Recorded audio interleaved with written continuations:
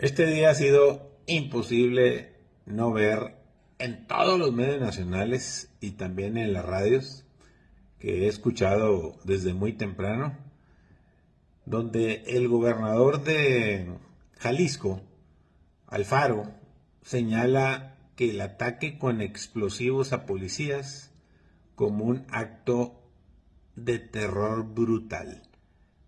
Se recibió una llamada de las madres buscadoras para decir que había cuerpos o restos de cuerpos en un determinado lugar.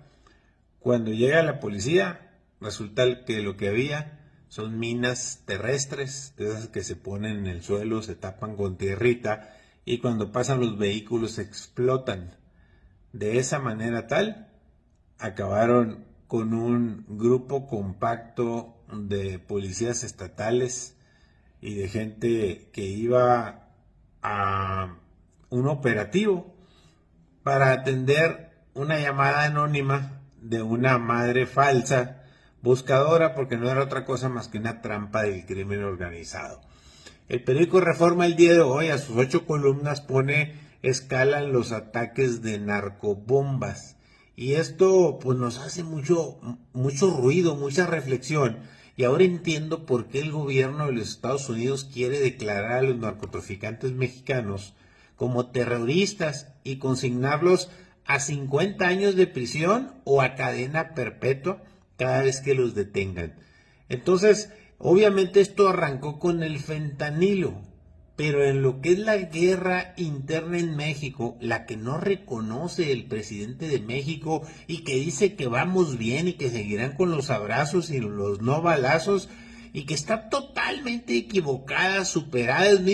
Es más, el mismo candidato de Morena o precandidato Marcelo Ebrard acaba de presentar un plan de cómo sí combatir a la delincuencia organizada para acabar con este grave problema de inseguridad pública que tenemos en México, en una clarísima contradicción o contrapunteado contra el presidente de la República, que sí es evidente que si ya se tiene la fórmula para combatir a todos los grupos, ¿por qué esperar más años para aplicarla o que gane Marcelo Ebrard para que se aplique? Pues porque no quiere el presidente, porque hay razones de fondo que nos hacen entrar al sospechosismo del contubernio, de la tolerancia, de siempre estarle dando por el lado a los narcotraficantes y a los criminales y llamarlos que son seres humanos o que los van a acusar con su mamá, con su abuelita y con su papá para que se porten bien y que son buenos muchachos. Eso, la verdad, irrita, molesta y hace daño. No se nos olvide que en la década de los 80s y los 90s, durante 14 años, Pablo Escobar Gaviria lideró el cártel de Medellín y uno de los cárteles de drogas más poderosos del mundo en aquella época. Hoy son los mexicanos, pues lo de los del Chapo Guzmán y el cártel Jalisco Nueva Generación, los que llevan la batuta y el control de este delito y de muchos otros más. Me refiero al narcotráfico y a muchísimos otros delitos más que ahora son expertos en esto. En aquel entonces llevaban campañas violentas contra el gobierno colombiano y los organismos encargados de hacer cumplir la ley, utilizando tácticas como el asesinato, el secuestro y la colocación de coches bombas para lograr sus objetivos. Eso lo vivimos todos, hay películas, está documentado, el terror se generalizó y desde luego pues espantó a todo mundo, ¿no? Y después durante muchos años, estoy hablando de ya usted de 30 años, ha habido violencia en el mundo y hay esfuerzos por parte de muchos gobiernos para efectos de combatirlos. Algunos países que se han destacado por tener coches bomba, pero que siguen siendo un dolor de cabeza. Imagínense, 30 años sufriendo eso. Son básicamente los más importantes. Irak, que ha sido un escenario de numerosos ataques con coche bomba perpetrados por grupos como el Estado Islámico y Al Qaeda. En Siria ni se diga. Siria ha experimentado un conflicto prolongado y varios grupos terroristas han utilizado los coches bomba. Afganistán ni se diga, en medio de guerras civiles y después de intervenciones extranjeras, ha sido afectado por el terrorismo durante décadas. Pakistán ni se diga, porque ahí terroristas locales del Talibán Pakistán han utilizado los coches bomba en ataques contra civiles y fuerzas de seguridad. La idea es generar terror. Y también puedo mencionar Nigeria, Somalia, Yemen, Libia, entre muchos otros que son hoy por hoy una desafortunada, así, una grave antecedente de la lucha de las autoridades de esos países, incluidos ahora el nuestro, contra el terrorismo. Decía yo que escalan los ataques con narcobombas. Es un reportaje que presenta el periódico Reforma, pero hace un recuento de las agresiones de los últimos días y meses. Obviamente el último es el de Jalisco, que con lo que empecé mi comentario el día de hoy, en el sentido de que, por ejemplo, en Acapulco, Guerrero, en el 2019 hubo un ataque contra las autodefensas en un municipio. En Tula, Hidalgo, en Celaya, Guanajuato, y luego ahora les da por poner minas, como el caso de Aguililla, como el caso de Salamanca, y luego se ha generado el uso de tecnología.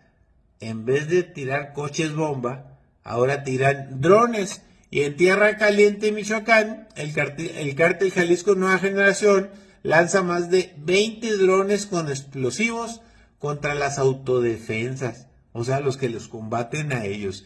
La verdad, la cosa está seria, está grave, es increíble. Las acciones criminales con diferentes tipos de bombas han ido en aumento. La noche del martes, los delincuentes pues atacaron y emboscaron con minas terrestres a personal de la Fiscalía de Jalisco, lo cual exhibió todo este fenómeno, pues, y por eso hoy por hoy se está hablando que la Secretaría de la Defensa Nacional ya había advertido de un gran incremento del uso de explosivos, con una sofisticación que tanto que los criminales están utilizando pues contra el ejército mexicano. En pocas palabras, ellos también ya están hartos.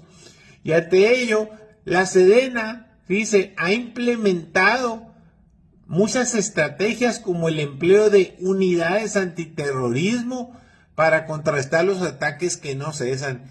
Y los militares han acudido a cursos en Belice, en Guatemala, en Nicaragua, en Estados Unidos, en Canadá, en España, sobre artefactos explosivos, y han adquirido drones y antidrones a fin de emplearlos en operaciones militares. Todo eso, si usted se da cuenta, no lo tenían oculto, estaba escondido. El presidente jamás los mencionaba en sus mañaneras, a sabiendas de que México está viviendo una guerra de terror y del terrorismo organizado por los cárteles de narcotráfico que tanto defienden y tanto protegen, y ya lo sabían y no lo tenían oculto y no lo habían dicho. De no ser porque el ejército se abre ahora y las policías estatales se abren y empiezan a denunciar, nos estamos dando cuenta. Pues cómo canijos no vamos a estar espantados de salir a carretera, de andar en lugares serranos, o por qué pasan tantas cosas. Pues porque los criminales nos llegan una ventaja brutal. Esto la verdad es impresionante.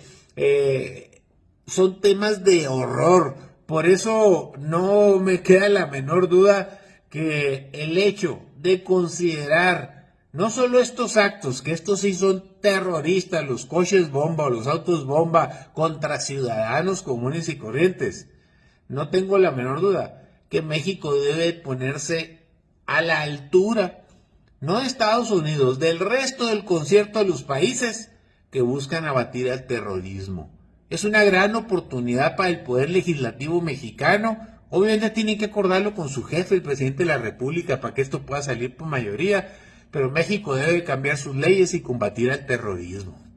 Y finalmente, ya para cerrar, y con algo que no es terrorismo, aunque es acoso machista, político y viral, es el hecho que el presidente de México acusó a Xochitl Gálvez de que tiene contratos de la época de Fox y todo eso, pero ni tarde ni perezosa. Xochitl Gálvez le contesta al presidente, dice, presidente, mi empresa es tan chingona y tan buena para hacer lo que hace, transparente, abierta, revísenla, hagan lo que quieran, pero ¿sabe qué? Hasta su gobierno, el gobierno actual del presidente López Obrador, me contrata. Soy una empresa chingona y no tengo nada que ocultar.